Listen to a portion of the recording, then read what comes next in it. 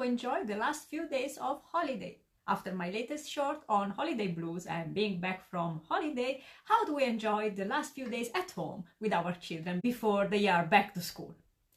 It's important to keep the joy of the holiday alive, remembering all the beautiful things that we have done till now, while we were away, if we were away, or while we were here at home enjoying non-school time and time together. So ask your child, if you were away, tell me 5 things you loved when we were in Transylvania, and wait for your child to list and tell and help if there is need of help or remembering some things. And then tell me 5 things that we ate this summer that you loved.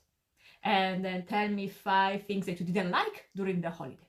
Tell me one time that you got scared during the holiday. Tell me something that you would have liked different during the holiday. So you help to create memories and also to reason, and this is a very good training for becoming adult critical thinkers. Also, it's important to slow down, transition a bit from it's holiday, we don't have a routine, we can do what we want, we can eat when and whatever we want.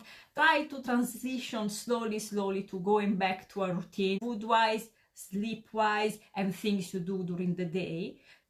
Also, start talking about school. Are you looking forward to go back to school or to start school? Why are you looking forward to it? Why are you not looking forward to it?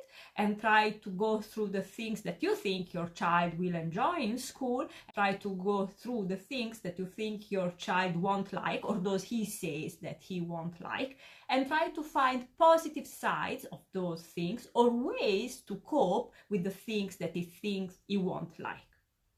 In this way, you keep the joy and the benefits of the holidays for longer, and you start transitioning to back to school.